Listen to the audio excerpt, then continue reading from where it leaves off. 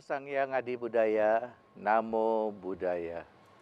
Pemirsa yang berbahagia, bertemu kembali kita dalam acara Mimbar Agama Buddha TPRI Sumatera Utara. Pada kesempatan yang berbahagia ini, kita akan berbincang tentang sesuatu yang khusus yang berkenaan dengan Ari Magha Puja.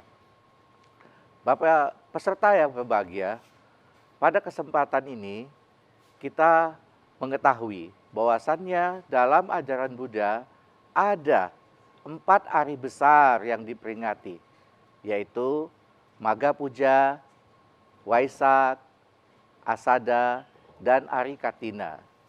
Nah, pada kesempatan yang bahagia ini kita akan mengupas tuntas tentang Magha Puja. Merupakan satu perayaan yang dirayakan di negara-negara Buddhis. Telah hadir bersama kami pembicara kami yang sangat luar biasa yang telah kami undang untuk menyampaikan bimbingan, yakni Bante Panyasami Mahathera. Saya akan bacakan sedikit profil beliau. Beliau adalah sebagai pendiri dan pembina Yayasan Buddha Narada Tanjung Merawa, Yayasan Wihara Dhammacakka Buddha Medan, Yayasan Sakya Buddha Gotama, Dhamma Raja Semesta Berarang Binjai. Kemudian beliau adalah pembina juga di Yayasan Prasada Jinadamo Mahathera, Dhammasoka Institute, dan juga Yayasan Dhammasoka Swarnadipa Nusantara. Selamat datang Bante. Namo Buddhaya Bante. Namo Buddhaya Romo. Ya, Bante sangat sibuk sekali ya.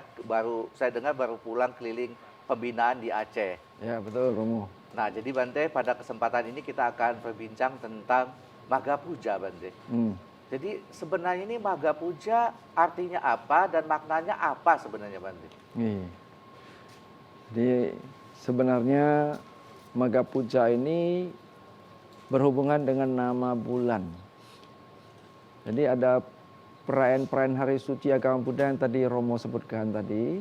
Magha Puja, Waisaka Puja, Asala Puja, Katina Puja, 3 diantaranya diambil dari nama bulan. Karena peristiwa itu terjadi atau peristiwa yang disucikan itu terjadi pada bulan tersebut. Seperti perayaan Magha Puja ini terjadinya peristiwanya itu berhubungan dengan bulan Magha. Maka disebut puja, Magha Puja. Ya. Jadi Magha Puja ini berhubungan dengan peristiwa di mana awal sekali Sang Buddha itu mulai membabarkan dharmanya. Jadi ini kalau kita merujuk kepada historisnya ya. Jadi juga ada dalam kitab suci Buddhis seperti Buddha Wangsa sendiri itu dijelaskan bahwa pada awal sekali Buddha membabarkan Dhamma itu beliau belum menurunkan winaya kepada para biku.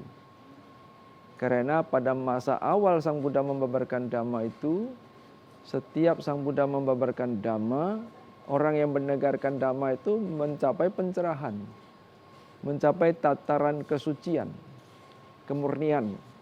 Jadi mereka yang sudah mencapai kesucian, kemudian menjadi biku sangga, dan mereka yang sudah mencapai tataran kesucian, tingkat kesucian sempurna yang disebut arahat ya. Arahat artinya yang paling berharga. Yang paling berharga. Kenapa? Karena seorang arahat itu telah merealisasikan pembebasan dari segala kekotoran batin, mencapai pencerahan sempurna, mencapai nibbana, liberation. Jadi makanya mereka yang sudah mencapai kesucian sempurna ini sudah mematahkan 10 belenggu yang menyebabkan penderitaan ya, menyebabkan ketidakbahagiaan. Jadi sudah terbebas dari samsara. Maka itu disebut yang berharga. Maka di awal-awal Sang Buddha membabarkan Dhamma ini, siswa-siswa yang menjadi anggota sangga atau menjadi biku, menjadi bikuni, mereka ini orang yang sudah suci. Sehingga pada masa itu tidak dibutuhkan winaya atau peraturan monastik. Ya, jadi kenapa? Karena orang yang sudah suci itu batinnya itu sudah tidak akan menciptakan kejahatan atau keburukan. Secara batin ya, secara mental, otomatis secara verbal dan fisikal juga tidak akan melakukan kejahatan. Maka tidak dibutuhkan peraturan. Ya sama seperti diumpamakan di masyarakat ini, apabila tidak ada kasus yang bisa merugikan orang banyak atau merugikan masyarakat, maka tidak akan timbul produk hukum. Produk hukum seperti hukum pidana atau perdata itu bisa timbul karena adanya kasus yang merugikan atau yang bersifat kriminal kan, menyakiti, menindas, ya kan, dan merugikan. Maka timbullah pasal-pasal hukum untuk melindungi warga negara. Demikian juga di dalam kehidupan keagamaan Buddha untuk melindungi komunitas para biku atau para siswa sang Buddha yang tidak berumah tangga seperti kami, maupun para siswa sang Buddha berumah tangga seperti Romo ya, Pasaka, Pasika, maka dibutuhkan namanya winaya itu. Itu terjadi karena sudah ada timbulnya permasalahan. Tapi di awal 20 tahun pertama Buddha menyebarkan Dhamma, itu karena para bikunya adalah orang-orang suci, maka mereka sudah selaras. Pikiran, ucapan, perbuatannya secara jasmania pun sudah selaras dengan kebaikan, dengan kemurnian, dengan kesucian. Tidak membawa kerugian, sebaliknya membawa kemanfaatan bagi dirinya dan bagi orang lain. Maka itu peristiwa Magga Puja ini adalah, kalau kita merujuk sejarahnya, itu peristiwa yang langka. Karena dalam sejarah atau historinya ajaran Buddha ini atau riwayat Sang Buddha hanya terjadi satu kali saja. Tetapi yang satu kali itu memiliki dampak positif sampai 20 tahun atau 20 wasa. Setiap tanggal 1 dan 15 hari Uposatha, hari berpuasa, itu bukan diperingati, tetapi apa yang diwejangkan Sang Buddha di hari Magga Puja itu diulangi kembali, yang namanya Owada Patimokkha. Nah, kan kita tahu bahwa dalam peristiwa Magga Puja pertama itu ada 4 faktor yang istimewa terjadi. Makanya disebut Caturangga Sanipata. Ya, yang pertama, berkumpulnya 1.250 orang biku tanpa diundang di malam bulan purnama di bulan Maghah tadi, di hutan bambu atau Weluwana Arama, wihara pertama yang didanakan atau hasil donasi dari seorang donatur besar, murid Buddha juga, yaitu Raja Bimbisara dari kerajaan Magadha. Ya, kita jangan membayangkan wihara Weluwana itu seperti wihara zaman sekarang. Di awal sekali namanya wihara Weluwana itu berupa hutan bambu. Di sana banyak tupai, maka disebut juga Taman Tupai. Tidak ada bangunannya. Jadi Sang Buddha dan para siswanya waktu itu betul-betul pertapa yang menyatu dengan alam. Ya kan? Tidurnya di bawah pohon, di gua, seperti itu. Siang hari mereka bermeditasi di bawah pohon. Nah, jadi dekat dengan alam. Jadi itu 1.250 orang biku berkumpulnya di situ tanpa diundang. Coba bayangkan, apa yang menjadi sebab kok bisa? Sekarang ini kita punya alat komunikasi canggih. Mengundang orang melalui WhatsApp dan miss call dan sebagainya, video call. Itu pun sulit untuk mengumpulkan biku 100 orang di Kota Medan ini. Ya kan? Selain bikunya pun sedikit gitu, nggak sampai 100 ya. Ya. Ini bikunya juga kan mengembara, biku-biku itu 1.250 orang biku kan diinstruksikan oleh Sang Buddha untuk menyebarkan kebaikan atau dharma itu ke segala penjuru demi manfaat bagi para manusia dan bahkan dewa. Karena ini adalah orang suci yang sudah mencapai pencerahan sempurna. Jadi mereka ini adalah sumber kebaikan yang bisa menyampaikan dan menyebarluaskan kebaikan pula demi manfaat bagi manusia dan dewa. Nah, ini bisa berkumpul, tidak diundang. Sang Buddha tidak mengundang. Ya kan? Tidak ada panitianya. Sekarang ada panitia yang datang pun bisa berhalangan toh. Nah, itu luar biasanya. Tidak ada alat komunikasi. Waktu itu masih zaman dulu itu masih hutan apa ya. Kok bisa berkumpul?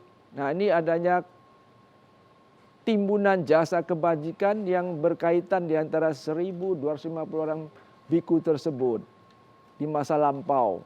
Sehingga bisa di masa Buddha Gotama mereka masing-masing timbul ide yang sama untuk berkumpul dengan Sang Buddha di malam bulan purnama di bulan Magha. Itu satu. Kemudian faktor kedua, 1.250 orang biku ini semuanya ditabiskan oleh Sang Buddha sendiri dengan cara yang istimewa. Karena ada 3 cara penabisan biku ya Romo ya. Yang pertama hanya bisa dilakukan Sang Buddha. Namanya Ehi Biku Upasampada. Upasampada itu upacara penabisan biku. Namanya Upasampada. Nah, dengan cara Ehi Biku Upasampada ini hanya bisa dilakukan seorang sama Sang Buddha. Dan orang yang bisa dapat Ehibiku Upasampada juga orang-orang yang memiliki parami di kehidupan lampau itu sudah pernah berdana kepada Buddha dan Sangha dengan aditana, tekad semoga karma baik ini menyebabkan mereka dapat memperoleh Ehibiku Upasampada di masa Buddha akan datang. Nah, makanya mereka bisa mendapatkan Ehibiku Upasampada. Apa istimewanya Ehibiku Upasampada ini? Ehibiku Upasampada ini adalah upasampada yang merupakan sesuatu yang sangat istimewa. Karena begitu mereka memohon kepada Buddha untuk menjadi seorang biku, dan Buddha melihat dia punya parami di masa lampau itu, nah Buddha cuma mengatakan, Ehi biku, mari biku. Langsung yang bersangkutan kepalanya langsung sudah bersih licin.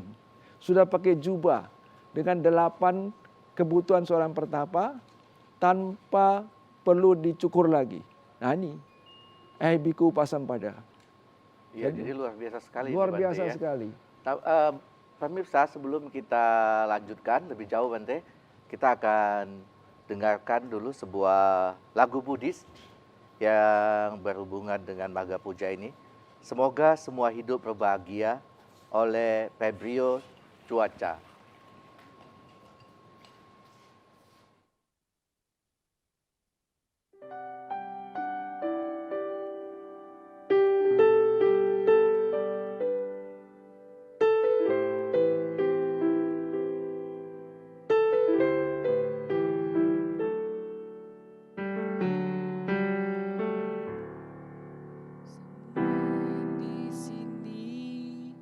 Wahai saudaraku,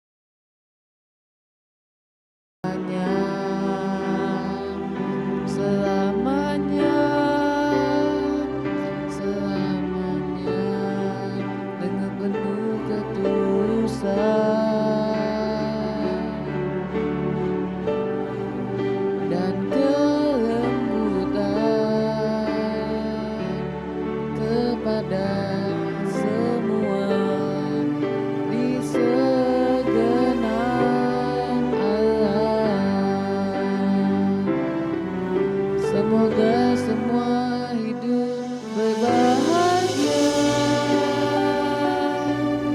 aman dan selamat, sehat sejahtera. Semoga semua hidup berbahagia, aman dan selamat, sehat sejahtera selamanya, selamanya, selamanya. Semoga semua hidup berbahagia, semoga semua hidup berbahagia, semoga semua hidup berbahagia.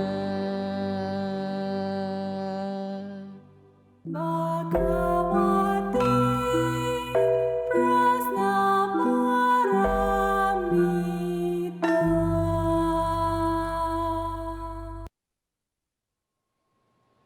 Ya, pemirsa yang berbahagia, kita lanjutkan dialog kita pada kesempatan ini yang berhubungan dengan Maga Puja. Bagi pemirsa juga dapat bertanya secara langsung nanti melalui telepon interaktif 0811 6100 386. Ya baik Bante, kita akan lanjutkan perbincangan yang tadi kita Bante sudah sampaikan berhubungan dengan Maga Puja. Tadi sudah dijelaskan Bante ya, poin yang pertama tentang Ehibiku tadi ya. Selanjutnya itu bagaimana itu Bante? Ya, tadi 2 poin Saudara Romo, tepatnya. Itu yang pertama berkumpulnya 1.250 orang biku di malam Maga Puja tanpa diundang. Yang kedua, semua biku tersebut 1.250 orang itu adalah biku yang ditabis langsung oleh Sang Buddha sendiri. Karena penabisan biku pada zaman Buddha ada juga kemudian Sang Buddha memberikan izin kepada para biku arahat ya. Satu orang bisa nabiskan satu orang. Bisa juga. Jadi tidak hanya Buddha saja. Nah, belakangan baru ada penabisan yang disebut Catutakama Upasampada, yaitu penabisan dengan 4 kesempurnaan yang dipakai sampai sekarang. Ya. Jadi yang faktor ketiga dari Maga Puja itu ke 1.250 orang biku tersebut bukanlah biku biasa. Bukan seperti saya ini, Romo. Saya ini biku biasa yang belum mencapai arahat, belum mencapai kesucian, tapi sedang berusaha, berdaya upaya, berikhtiar, ya, berjuang untuk mencapai pencerahan itu. Nah, itu kan sebagai goalnya tertinggi dari kita sebagai siswa Sang Buddha ya, baik kita biku maupun Romo ya, siswa perumah tangga, tujuan tertinggi kita kan itu ya. Nanti ada disebutkan di faktor keempat itu. Ya, faktor ketiga 1.250 orang biku itu semuanya sudah mencapai tataran kesucian tertinggi yaitu arahat. Ya, apa itu arahat? Arahat seorang yang telah mematahkan 10 belenggu. 10 belenggu inilah membuat seseorang lahir mati berulang-ulang, samsara ya. Nah itu. Jadi kalau sudah mematahkan 10 belenggu ini sudah terbebas dari samsara, sudah merealisasikan nibbana secara sempurna. Maka tidak disebut meninggal, kalau pada waktu dia wafatnya tidak disebut meninggal, tapi parinibbana. Sang Buddha sendiri juga seorang arahat, tapi arahat yang istimewa karena mencapainya dengan usaha sendiri. Nah ini, jadi arahat ini di sini sebenarnya ada 4 macam arahat ya. Tapi dalam kesempatan ini Bante tidak usah menguraikan terlalu mendetil masalah arahat ini, karena kita nanti lebih kepada apa wejangan yang menjadi faktor keempat itu Maga Puja, yaitu di peristiwa Maga Puja itu ada faktor keempatnya, Sang Buddha membabarkan atau menurunkan namanya Owada Patimokkha. Owada itu adalah wejangan. Jadi nasihat yang istimewa, nasihat yang khusus, bukan nasihat biasa. Jadi wejangan kepada para biku, para petapa, juga isinya juga berhubungan dengan para siswa rumah tangga. Tapi karena waktu itu hadirnya 1.250 orang biku, maka seolah-olah itu hanya untuk para biku. Tapi sebenarnya tidak, ya. Kalau kita cermati isi daripada Owada Patimokkha itu, Romo. Iya. Jadi apa isinya kan begitu? Iya, jadi apa itu sebenarnya isinya? Isinya ada 3 bait saja, Romo. Tapi sangat mendalam. Kalau kita bisa merujuk kepada kitab suci Dhammapada, bisa dibuka nanti ayat ke 183, 184, 185. Yang bait pertama itu bisa Bante bacakan ya. Khanti paramang tapotitika. Kesabaran adalah cara berlatih atau cara bertapa yang tertinggi. Jadi ini berhubungan dengan para pertapa untuk mencapai pencerahan di dalam pelatihan. Bisa juga bagi kita semua untuk mencapai cita-cita kita, kita perlu kesabaran, ketabahan, ya kan? Jadi perlu bisa menahan diri untuk tidak melenceng daripada tujuan mulia kita, cita-cita kita. Misalnya orang sekolah, anak-anak sekolah harus sabar mengikuti proses itu dari tahun ke tahun, ikuti pelajaran, hadir di sekolah atau secara online pada waktu pandemi kemarin, harus mengikuti, absensinya harus diikuti. Kemudian ada tugas, ada ujian-ujian untuk naik kelas, ya kan? Butuh waktu sampai bisa naik kelas 1, kelas 2, kelas 3, tamat SD, tamat SMP, tamat SMA, tamat kuliah, S1, S2, S3, ya. Jadi itu butuh kesabaran untuk meniti kenaikan jenjang pendidikan, demikian juga jenjang karir bagi yang kerja atau kepangkatan bagi yang punya dinas di pemerintahan.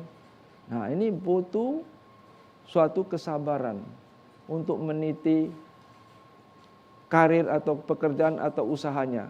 Kalau tidak sabar kemudian mencari jalan pintas, ini biasanya seringkali akan menjadi sebab terjadinya kejatuhan, kemerosotan. Nah, mencari jalan yang tidak legal, ya. Karena ingin cepat kaya, maka korupsi, misalnya kan, bisa kena KPK. Kan. Mau cepat lulus tapi nggak mau kuliah, beli ijazah saja, kan gitu. Begitu mau nanti pemilu, diperiksa ijazahnya, wah ternyata aspal, gagal, kan begitu. Jadi ini kesabaran ini penting sekali di dalam menempuh kehidupan. Yang berumah tangga pun perlu sabar menghadapi suami dan istri. Kalau tidak kan bisa terjadi masalah. Rumah tangga bisa bubar gara-gara kurangnya kesabaran salah satunya. Nah, dalam mendidik anak juga, zaman sekarang tidak mudah mendidik anak. Orang tua tidak sabar menjadi masalah. Harus sabar belajar parenting, ya, ilmu mendidik anak sesuai dengan ilmu psikologi sebagai ilmu bantu, ilmu agama, ya. Bagaimana mendidik anak yang baik di zaman now, ya kan? Tiap-tiap zaman tuh, tiap-tiap masa itu perubahan-perubahan terjadi. Kalau kita memakai ilmu zaman dulu, ya kok nggak sesuai lagi. Ya harus ada pembelajaran terus. Orang tua juga harus terus belajar. Kedua, syairnya itu Nibanang paramang sukang. Nibanang paramang wadanti Buddha. Nibbana adalah tertinggi sabda para Buddha. Ini goal tertinggi bagi para biku sangga maupun bagi umat Buddha, siswa sang Buddha. Tujuan tertingginya mencapai nibbana seperti yang direalisasikan para arahat oleh sang Buddha sendiri.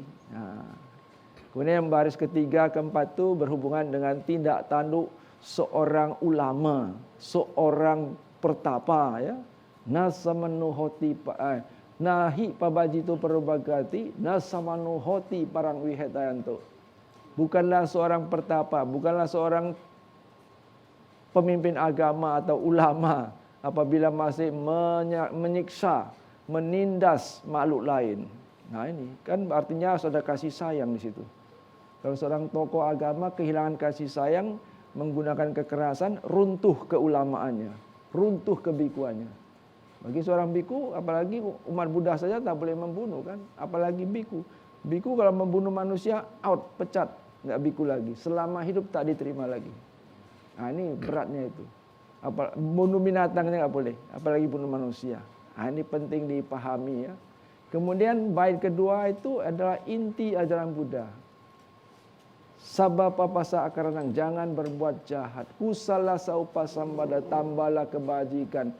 Sacita pariudapanang, sucikan hati dan pikiran. Etang Buddha nasasalang, inilah ajaran para Buddha.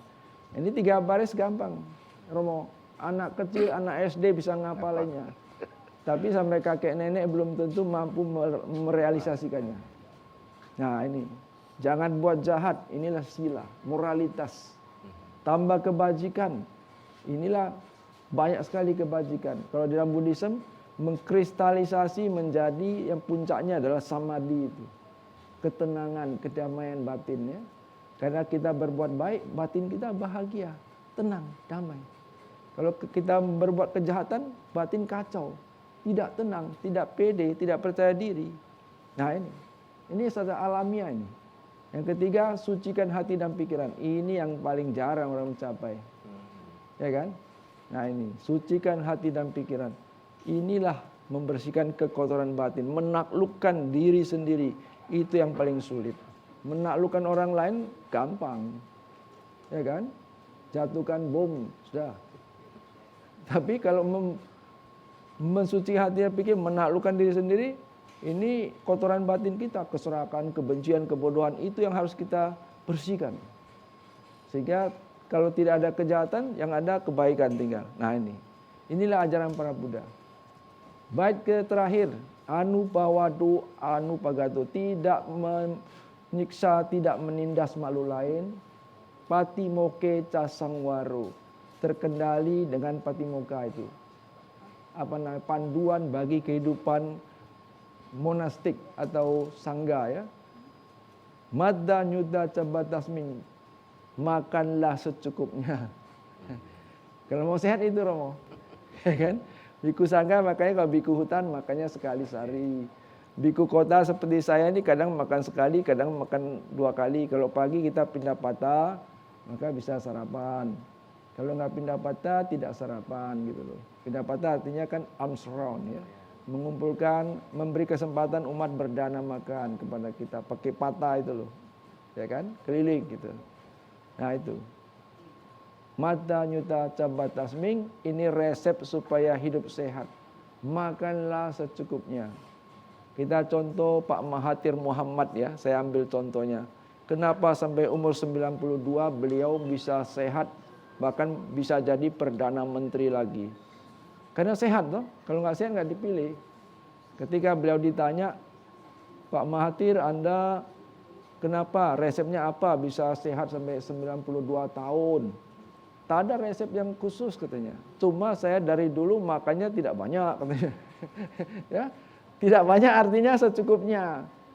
Ini selaras dengan ajaran agama manapun saya kira. Makanlah sebelum kelaparan, berhenti makan sebelum kekenyangan gitu. Ya kan, makan secukupnya.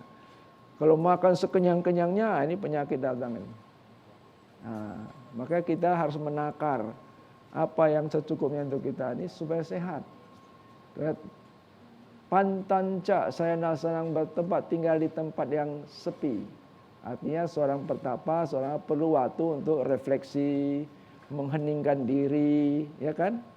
Menjernihkan batin supaya timbul kebijaksanaan. Nah, kalau batin yang kacau, kebijaksanaan tidak timbul. Saya mencapai samadhi, ketenangan, baru timbul kebijaksanaan. Kalau batin kita hening, jernih, maka bisa timbul kebijaksanaan. Pikiran-pikiran yang luhur, batin yang luhur itu bisa berkembang. Nah ini penting sekali bagi seorang pertapa, bagi seorang ulama gitu. Ya kan? Karena ulama atau petapa atau biku sangga ini kan tempat orang bertanya, Romo. Kalau pikirannya biku atau petapa atau ulama itu sama dengan umat awam, ya nggak usah cari ulama, nggak usah cari pertapa, ya kan? Tentunya ada kelebihannya di situ. Nah, baris berikutnya adi cite ca ayogo, mengembangkan batin yang luhur, batin yang murni dan suci. Inilah ajaran para Buddha.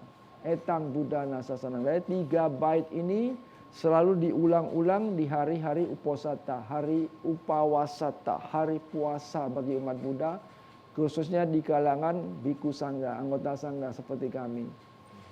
Sampai sekarang itu selalu diulangi setelah pengulangan Patimokkha Sila atau peraturan-peraturan bagi para biku. Nah, nanti ada juga dibaca ini. Nah, karena ini di awal 20 tahun atau 20 wasa pertama Buddha membabarkan Dhamma, ini panduannya. Ini kan sangat umum ya. Kenapa enggak ada pasal-pasal yang mendetil? Karena masih murni pertapanya. Sudah mencari kesucian, mencari pencerahan. Setelah 20 tahun pertanyaan kenapa muncul sila? Ya karena mulai muncul biku-biku yang begitu mengikuti ajaran Buddha belum langsung mencapai kesucian. Jadi sifat-sifat lamanya, penyakit-penyakit lamanya kan belum dimurnikan. Ya kan? Belum purifikasi lah. Jadi makanya bisa timbul, bisa kumat gitu loh. Kalau nggak waspada, kalau nggak selalu mawas diri, melatih diri, bisa timbul itu. Nah, begitu ada gangguan, godaan, ya, hambatan, bisa timbul kotoran-kotoran batin itu. Nah, itulah makanya muncullah hal-hal yang tidak patut bagi seorang siswa Sang Buddha. Siswa Sang Buddha kan berkelakuan baik, berkelakuan lurus, berkelakuan benar, berkelakuan patut. Ya kan? Nah, itu. Jadi kalau ada perilaku yang tidak sesuai, maka muncullah. Ada umat-umat atau masyarakat kan komplain. Kok ada biku yang kayak gitu? Nah, muncul peraturan itu. Makanya peraturan biku sampai sekarang 227 sila bagi seorang biku. Ya kan? Nah, kalau orang baru-baru mau jadi biku langsung melihat 227 sila peraturan, mungkin takut itu. Waduh, ini biku tak boleh masak.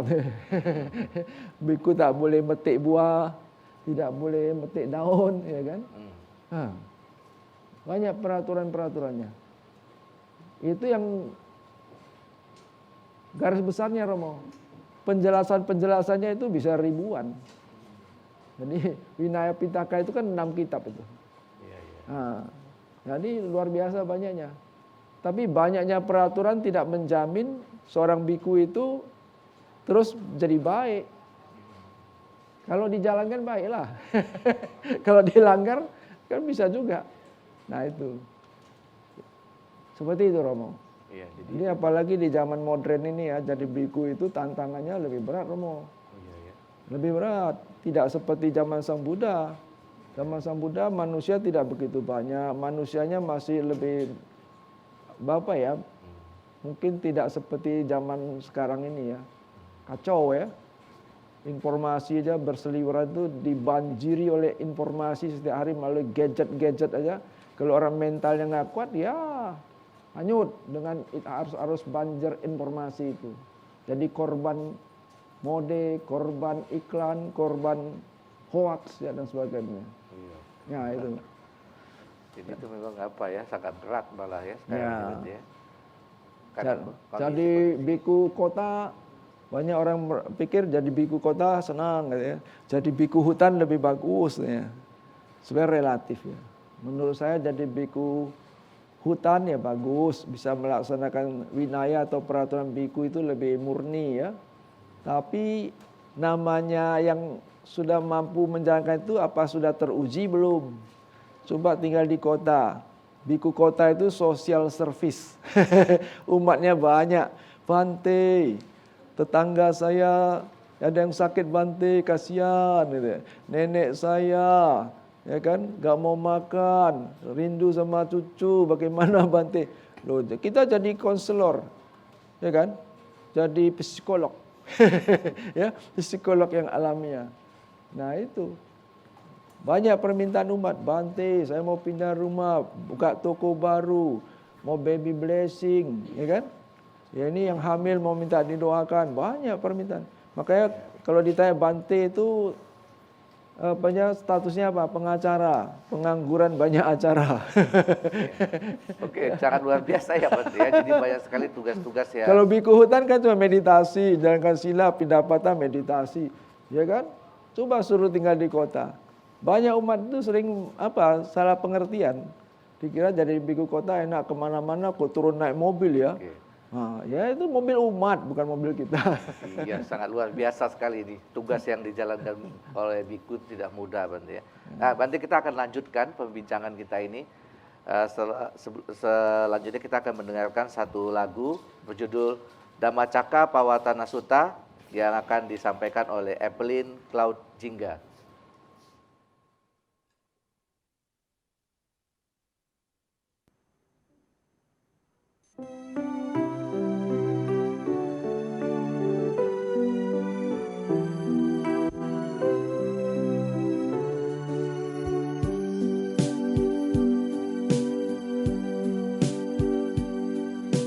Pertama kali Sang Buddha berkhotbah di taman rusa isi Patana, telah diputarnya roda Dhamma bagi dunia.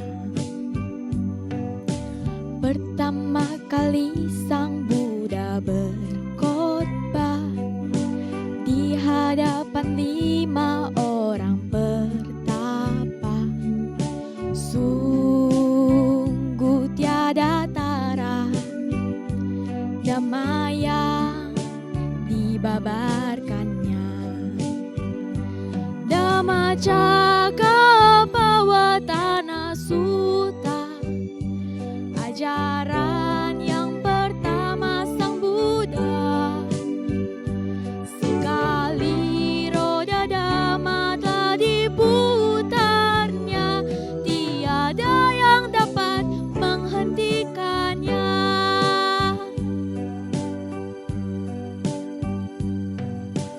Ajaran agung pertama Sang Buddha adalah 4 kesunyataan mulia. Maka jalanilah 8 jalan utama.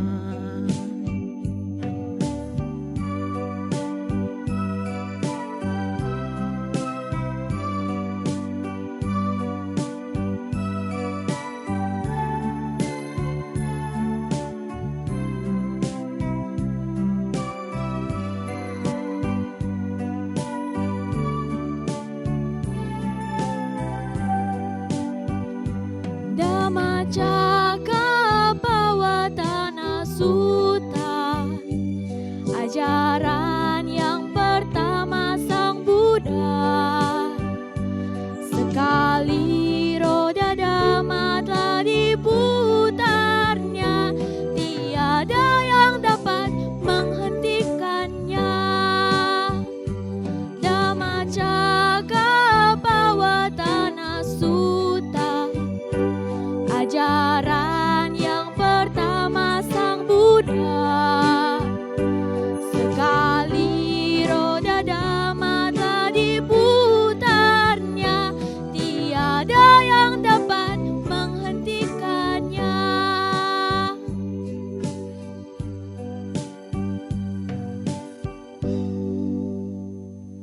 Bhagavati Prasnamaramita.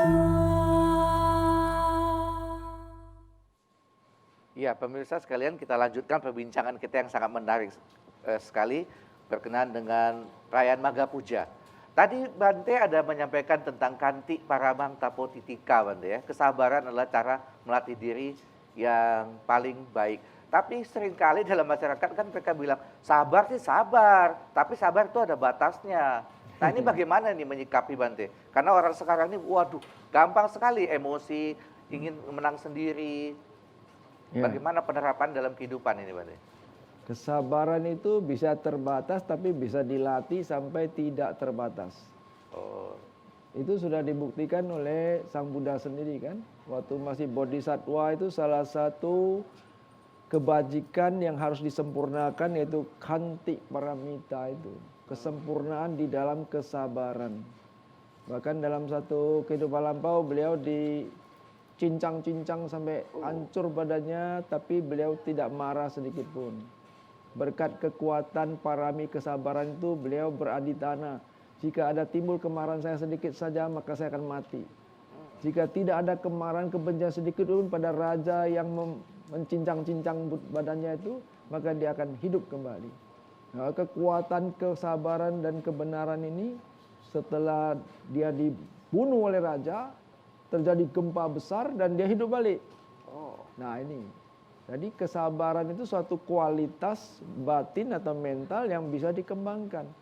Hanya orang yang tidak sabar mengatakan kesabaran itu ada batasnya. Karena ketidaksabaran itu membatasi kesabaran itu sendiri. Jadi dalam masyarakat zaman sekarang ini dengan kondisi yang penuh dengan hoax ya, intimidasi, intrik ya kan, fitnah dan sebagainya, sangat dibutuhkan kesabaran. Dan dengan adanya kesabaran bisa terhindar bencana. Baru-baru ini ada kasus kita dengar penganiayaan oleh pemuda kepada pemuda lainnya hanya gara-gara masalah yaitu tadi perpacaran ya kan. Nah, tidak ada kesabaran, terjadi penganiayaan yang tidak manusiawi dan merembet kepada orang tuanya yang posisinya orang penting, akhirnya hartanya juga diselidiki, akhirnya dipecat dan sebagainya. Jadi ketidaksabaran itu bisa berimbas kepada yang lain-lainnya. Permasalahan kecil bisa jadi besar. Orang kan permasalahan besar mesti dengan sabar itu bisa menjadi permasalahan kecil, diselesaikan dengan kekeluargaan, dengan musyawarah mufakat, dengan cinta kasih. Kan begitu. Nah ini sangat penting kesabaran ini di segala bidang kehidupan. Kesabaran bukan berarti pasif. Kesabaran artinya mampu menahan diri terhadap perasaan sendiri, badan sendiri, pemikiran sendiri, emosi ya. Harus sabar menata itu. Sabar terhadap fitnahan, sabar terhadap cacian, sabar terhadap penganiayaan ya. Cari jalan terbaik. Nah, itu kesabaran itu suatu mentalitas yang tangguh. Itu yang dibutuhkan, ini pondasi. Pondasi kesuksesan itu ya harus ada kesabaran. Tanpa kesabaran nggak bisa. Nah ini. Jadi kalau di dalam masyarakat kok malah dianggap orang sabar itu tidak berapa, dianggap bodoh kita Bante. Kenapa kamu nggak ngelawan, disakiti? Karena dia kesabarannya tidak disertai pengetahuan, Romo. Kesabaran tadi kita kan bukan berarti pasif. Kesabaran itu satu kualitas mental, batin yang dibutuhkan. Tetapi perlu ikhtiar juga untuk mencari jalan keluar yang terbaik. Dengan kesabaran itu kita tidak salah pilih keputusan kita yang benar. Karena kita sabar, kita bisa berpikir dengan tenang, bisa berpikir dengan jernih, maka bisa ditemukan solusi yang terbaik. Kalau kita berdasarkan emosi kemarahan, biasanya keputusannya itu fatal. Suami istri, ya kan, gara-gara emosi, cerai katanya, bahaya. Begitu juga pergaulan dan sebagainya. Jadi kesabaran itu sangat luar biasa. Kualitas yang perlu dimiliki oleh setiap orang. Tidak menjalani kehidupan sebagai perumah tangga dan sebagainya. Di dunia kerja, di dunia politik, anggota DPR berantem di rapat DPR. Nah, maka maaf kata Gus Dur pernah mengatakan anggota DPR seperti apa, maaf ya. Kan harus jadi contoh. Nah itu kan terjadi. Nah itu Romo. Jadi memang aspek kesabaran dan latih kesabarannya kan juga bisa tumbuh dengan baik itu apa perlu faktor samadhi tadi Bante ya? Ya, kesabaran kalau kita punya ketenangan batin, kebijaksanaan, maka itu memperkuat kesabaran kita. Jadi kalau orang tidak tenang, tidak apa, batinnya mudah gelisah, mudah galau, ini kesabarannya juga akan merosot. Ini kondisi yang bisa naik turun, Romo. Oke, jadi sangat luar biasa sekali ya arti dari Magga Puja ini sebenarnya, Bante, yang perlu kita kembangkan kesabaran dan lain-lainnya. Bante, sebelum kita akhiri, kesimpulan dari apa yang kita bincangkan ini bagaimana Bante? Ya, kesimpulannya perayaan Maga Puja sesuai tema kita adalah perayaan hari raya para arahat. Jadi mereka yang sudah mencapai arahat adalah contoh teladan bagi kita. Role model bagi kita sebagai manusia, mencontoh yang terbaik. Ya kan? Komunitas sangga ada yang suci, para arahat, komunitas orang suci, komunitas makhluk suci itu sebagai contoh teladan bagi kita. Nah, jadi mereka yang sudah mencapai kesucian ini kan batinnya penuh cinta kasih, penuh kebaikan, tidak ada keinginan jahat, sudah bebas dari kejahatan. Itulah yang harus kita contoh di dalam menjalani kehidupan ini. Baik sebagai kita bhikkhu sangga, sebagai perumah tangga, ya, sebagai warga negara, kita mencontoh yang baik, mencontoh yang luhur, mencontoh yang suci dan murni. Ya, tentu yang kita contoh yang baik, Romo. Ya. Ya kan? Jadi mencontoh yang baik itu adalah baik, berguna. Ya. Nah, Baik, Bante, terima kasih Bante atas paparannya yang berhubungan dengan perayaan Maga Puja. Pemirsa, demikian perbincangan kita pada hari ini dalam Mimbar Agama Buddha. Kami akhiri dengan salam dalam Dhamma. Namo Sang Hyang Adi Budaya, Namo Buddhaya. Namo Buddhaya.